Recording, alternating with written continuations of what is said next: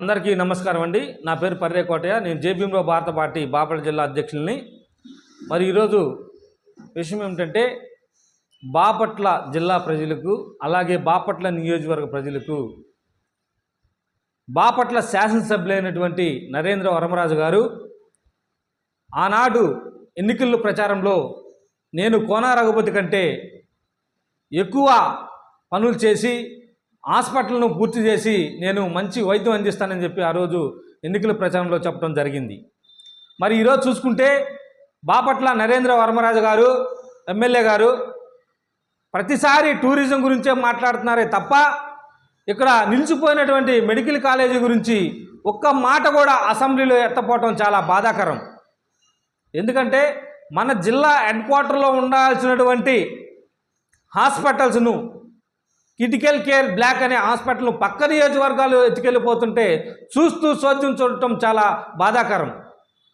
ఇప్పటికైనా మరి ఈ బాపట్ల శాసనసభ్యులైనటువంటి నరేంద్ర వరమరాజు గారు మీ ఆత్మను పరిశీలించుకొని బాపట్ల జిల్లా ప్రజలకు మరి మంచి వైద్యం అందించే విధంగా మరి 543 కోట్లు గత ప్రభుత్వం శాంక్షన్ చేసి 15% పూర్తి చేసినప్పటికీ మీ ప్రభుత్వం వచ్చిన కాడ నుంచి కూటమి ప్రభుత్వం వచ్చిన కాడ నుంచి మరి ఒక్క పని కూడా చేయకుండా అది ఆపేయటం చాలా బాధాకరం, చాలా దురదృష్టకరం.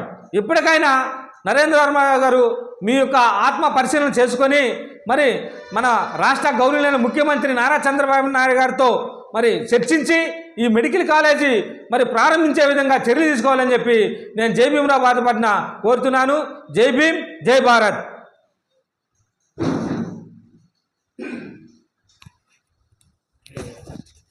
అందరికీ నమస్కారం అండి. నా పేరు సాగర్. నిన్నటి దినంలో ఒక పెద్ద ఆవిడ వచ్చేసి ఎమ్మెల్యే గారి పైన నా పైన ఆరోపణ చేసినారు. మాది రాయలసీమ మిల్ దగ్గర పొలం ఉందండి. అది మేము చాలా రోజుల నుంచి అక్కడ మా పొలం ముందు ఆర్ఎన్బి ప్లేస్ ఉంది. ఆర్ఎన్బి ప్లేస్లో కొంతమంది ఎంక్రోచ్మెంట్ చేసినారు. ఆ ఎంక్రోచ్మెంట్ ప్లేస్ మేము చాలా రోజుల నుంచి కంప్లైంట్ చేస్తూ ఉన్నాం. మేము 2023 నుంచి కంప్లైంట్ పెడతానే ఉన్నాం కలెక్టర్ గారికి. ఇన్ని కంప్లైంట్స్ చూడండి, ఒకటి కాదు రెండు కాదు, చాలా కంప్లైంట్స్ పెట్టినాక వాళ్ళు స్పందించి అక్కడికి ఎప్పుడు వాళ్ళు ప్రొసీజర్ స్టార్ట్ చేసినారు.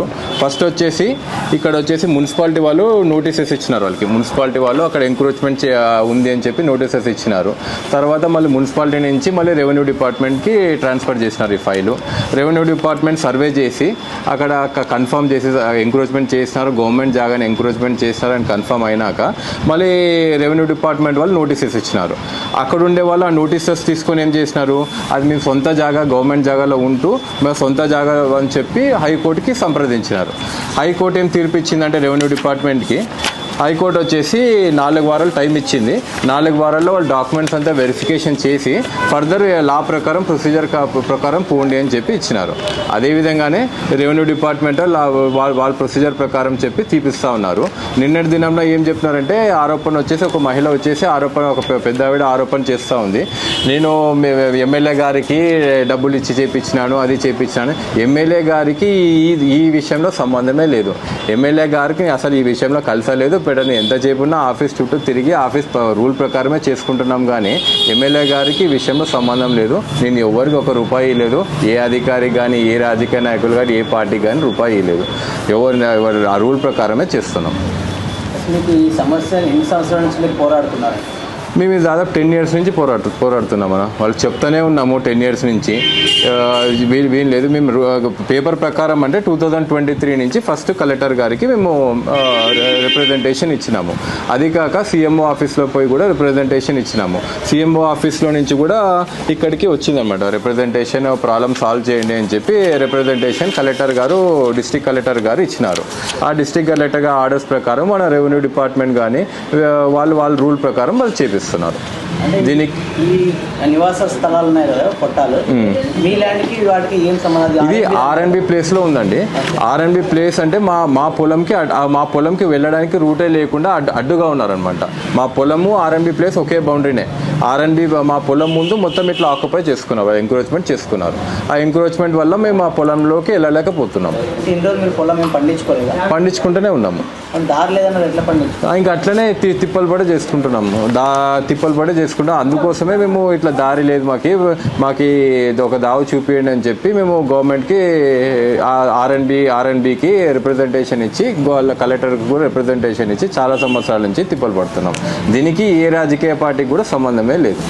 నా తిప్పలు ఏమో నేను ఎక్కడెక్కడ తిప్పలు పట్టి తిరుక్కొని నేను చేసుకుంటున్నాను. దీనికి రాజకీయ పార్టీకి సంబంధం లేదు.